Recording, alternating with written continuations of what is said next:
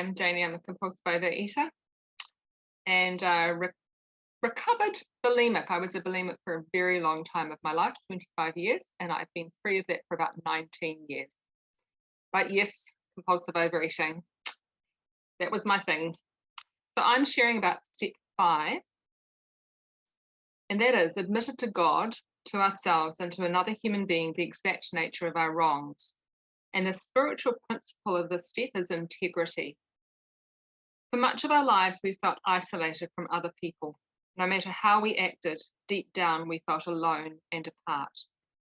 Now, looking at the 5th step, we see something we can do, a positive action that we can take to end our isolation.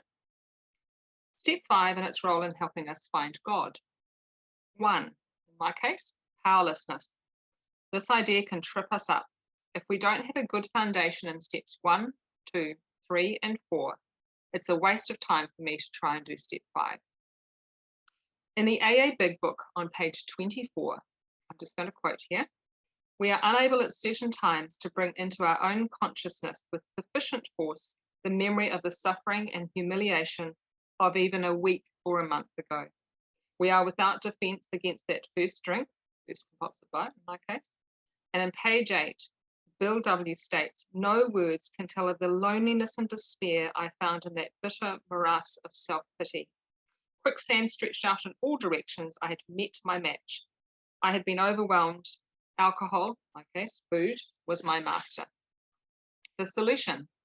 The main object is to enable us to find a power greater than ourselves, which will help solve our problem. In my 4th step, I looked at my character defects, specifically resentments and where I was wrong. If I harbor resentments, I cut off the sunlight of my spirit. If I'm to have recovery, I need God. I need a moment-by-moment connection with God. And if I harbor resentments towards someone, then I have cut the connection between myself and God. The oxygen to live is stopped. It's like electricity flowing and then being cut. I need the protection from God to live my life. I needed to be honest, otherwise I was not going to recover. In step 5, we are asked to admit to God and to another human being the exact nature of our wrongs. And in the AA 12 and 12, when they talk about step 5, it says, until we talked with complete candor, as in open, honest, and sincere, of our conflicts, our struggles, and had listened to someone else do the same thing, we still didn't belong. So in my thinking, that means I was still in isolation. Step 5 was the answer. It was the beginning of true kinship, a sharing of characteristics, and this vital step was also the means by which we began to get the feeling that we could be forgiven, no matter what we had thought or done. Often it was while we were working on this step with our sponsors or spiritual advisors that we first felt truly able to forgive others, no matter how deeply we felt they had wronged us. Our moral inventory, step 4, had persuaded us that all-round forgiveness was desirable, but it was only when we resolutely tackled step 5 that we inwardly knew we would be able to receive forgiveness and give it too. So, in step 5, my sponsor directly spoke the truth onto the hidden agenda or motive of my character defects of selfishness, dishonesty, fears, and resentments. She acknowledged that my doing step 4 had brought these to the surface, but other little negatives were still buzzing around in my head and heart, lurking in the dark and very unwilling to surface.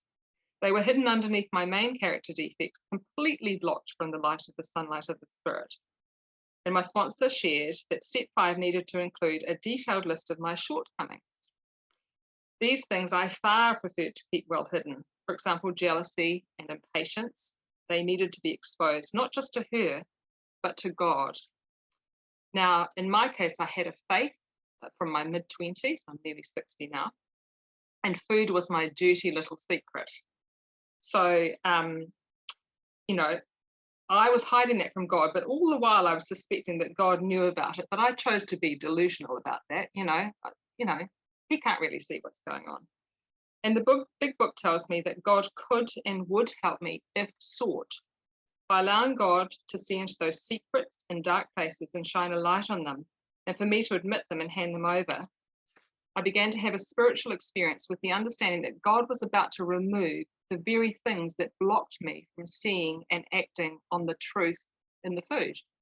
It meant freedom from the bondage of my secrets and my character defects. It was like a huge weight had been lifted off my heart and mind. A feeling of lightness, joy, and peace started to enter the formerly dark crannies within me. An inner transformation took place. So in the big book on page 75, it says, once we've taken this step withholding nothing, we are delighted we can look the world in the eye. We can be alone in perfect peace and ease. Our fears fall from us.